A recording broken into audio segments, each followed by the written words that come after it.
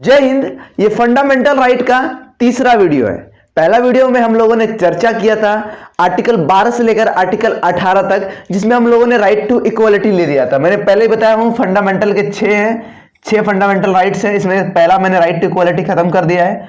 दूसरा जो आप सभी का था राइट टू फ्रीडम, वो खत्म कर चुका हूं। और ये जो तीसरा है आप सभी का, ये है राइट अगेंस्ट एक्सप्लोरेशन, मतलब आपका कोई शोषण नहीं कर सकता है। हम लोग उस पर चर्चा करेंगे इस वीडियो में। तो आसान भाषा में और बहुत ही सरल तरीके से हम लोग सारी चीजों को समझेंगे। चलिए, इसमें 2 आर्टिकल बस कंटेंट करता है। पहले में कितना करता था? 14 से 18 राइट टू इक्वलिटी में। फिर कितना किया जी? 19 से 22 तक कंटेंट किया। फिर इसमें कितना कर रहा है जी? 23 से 24, बस 2 आर्टिकल कंटेंट करता है। जिसके बाद जो हम लोग पढ़ेंगे राइट टू रिलीजियस, उसका हम लोग पढ़ेंगे 25 से 28। इसको हम लोग आगे वीडियो में देखेंगे। ये कंप्लीट है, ये कंप्लीट है, अभी ये चल रहा है। ये क्या है?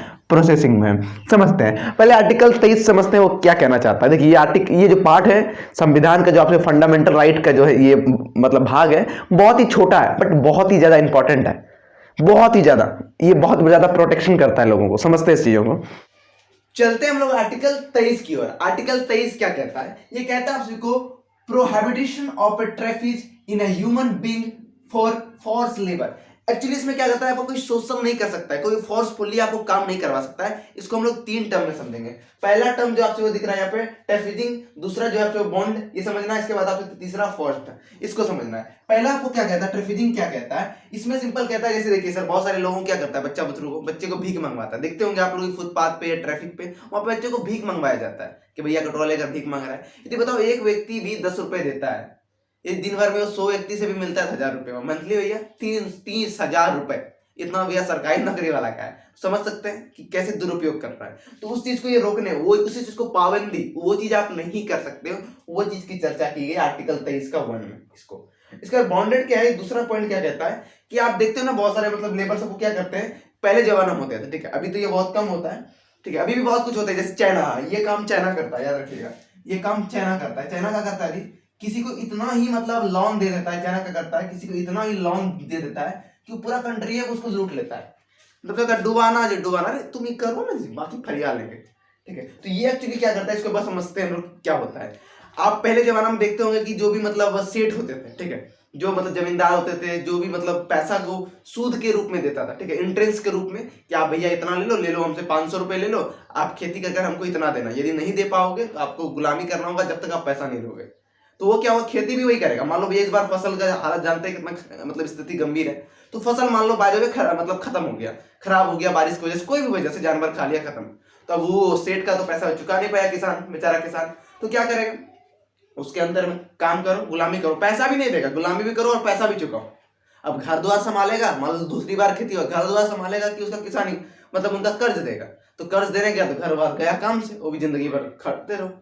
तो ऐसा हालत था, ये चीज आप नहीं कर सकते हो। तीसरा क्या, आप फोर्स्ड नहीं कर सकते हो, किसी को फोर्स्ड काम करने के लिए नहीं कर सकते हो। अब मान लो जैसे यार कोई लेबर को आप लोग काम करवाते हो, ठीक है, घर में घर बनवाने के लिए, कोई भी कार्य के लिए फोर्सफुली काम नहीं करवा सकते। मान लो कोई बेचारा सुबह 8 बजे काम करने आया, 12 बजे तक में उसका तबियत सही नहीं लग रहा है या थक गया है, ठीक है, वरना उसको जाने का मन हो रहा है कि साहब अब नहीं होगा, मेरा पूरा शरीर थक गया, हम नहीं खाएंगे, तो आप जो होता है इतना समय का जो पैसा है मालिक दे दो।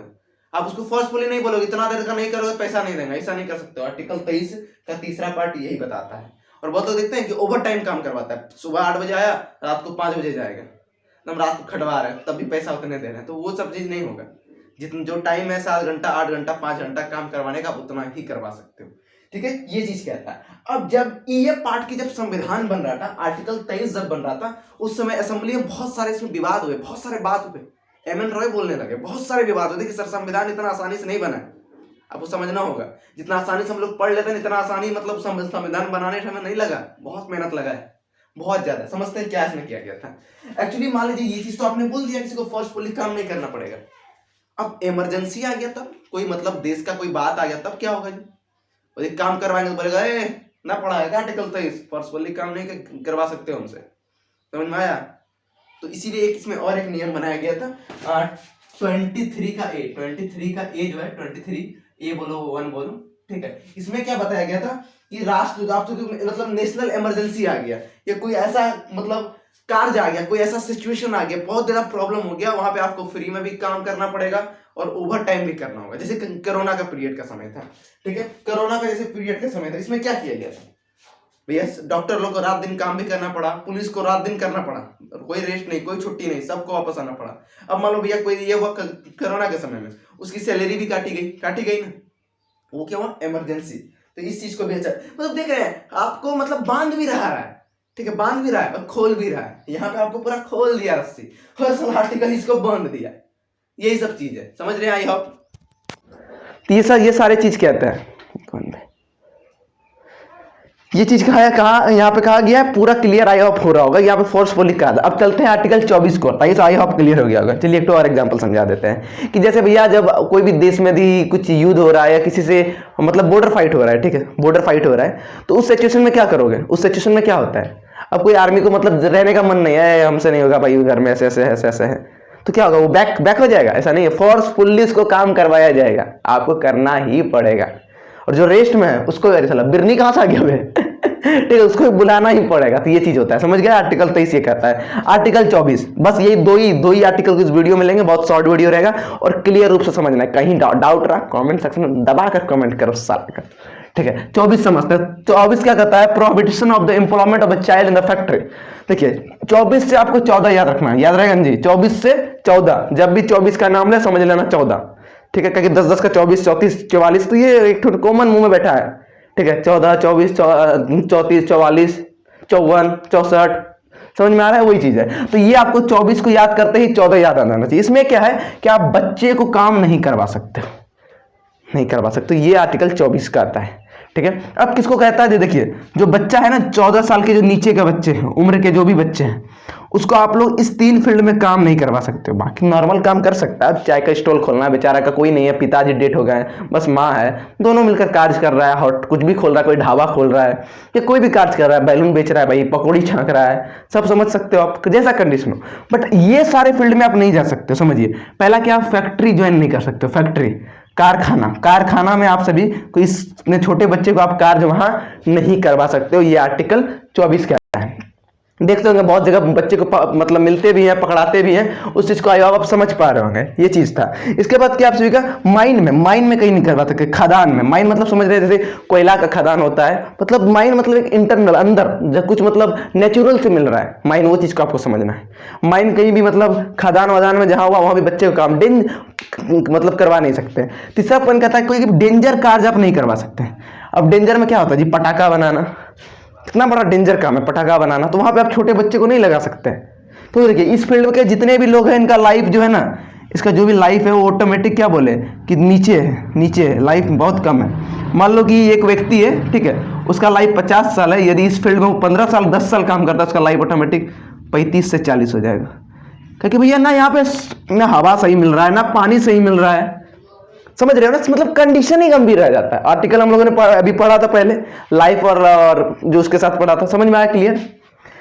ये चीज क्लियर हो गया कि आप यहाँ पे छोटे बच्चे को कार्य नहीं करवा सकते हो, कोई भी डेंजर चीज में करवा तो सकते हो बट डेंजर चीज नहीं, यहाँ पे याद रखिएगा, चाइल्ड को फैक्ट्री जैसा चीज में, वहां पे क्लियर हो गया ये चीज। ये दोनों पॉइंट को एक बेसिक रूप से इजी से आपको समझना है और क्लियर हो गया होगा, कोई डाउट्स नहीं होना चाहिए। कोई भी डाउट्स हो तो कमेंट कर देना। अब जो हम लोग आगे बात करेंगे यहाँ तक बता दिए, ठीक है। पार्ट 1 में हम लोग डिस्कस कर लिए 14 से 18, सेकेंड में 19 से 22 और थर्ड में हम लोग 23 से 24 अभी जो बात कर लिए खत्म। अब आगे जो चौथा जो बात करेंगे, उसके बाद 2 और बचेगा फंडामेंटल राइट, उसको भी समझेंगे। अभी जो हम लोग 14 नंबर पे समझा, मतलब चौथा फंडामेंटल राइट समझेंगे, वो आर्टिकल 25 से 28 जो समझेंगे, ठीक है। ये जो हम लोग 3 आर्टिकल जो समझेंगे, 25, 26, 27, 28, 4 आर्टिकल जो समझेंगे, ये बहुत इंपॉर्टेंट। इसमें क्या है, राइट टू रिलीजियस हम लोग समझेंगे, राइट टू रिलीजियस, ये बहुत बड़ा चीज। अभी जो ये हिजाब वाला जो प्रॉब्लम चल रहा है जी, हिजाब समझ रहे हो ना, हिजाब समझ रहे हो, उसका प्रॉब्लम का हम लोग उसमें बात करेंगे, बहुत अच्छे से समझेंगे। और एक हिजाब वाले को एग्जांपल लेकर, क्योंकि करंट को एग्जांपल लेकर चलेंगे ना, करंट अफेयर भी क्लियर होगा और उसके रिलेटेड समझेंगे कैसे क्या होता है। और याद रखिएगा फंडामेंटल राइट, बार बार कह रहा हूं, कोई नहीं छीन सकता, ना आप खुद, ना किसी का बाप, ना कोई सरकार, ठीक है। इसी का डेफिनेशन है फंडामेंटल राइट, मौलिक अधिकार। क्लियर है? यहाँ पे क्लियर हो गया, आई होप कोई दिक्कत नहीं होना चाहिए, ठीक है। देखिए थोड़ा सा हम लोग डिस्क्राइब अच्छे से कर रहे हैं, क्योंकि मैंने पहले भी एक लाइव सेशन में बता दिया था कि अभी आप जिस फील्ड में हो, ये अभी बिगिनिंग है कॉम्पिटिटिव एग्जाम का।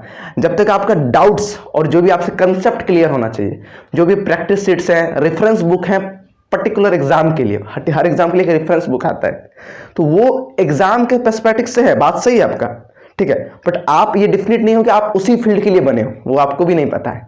आपको पहले हर सब्जेक्ट को एक अच्छी नज़र से, एक अच्छे ढंग से पढ़ना है, फिर आपको रेफरेंस बुक आप एग्जाम के हिसाब से उठा सकते हो।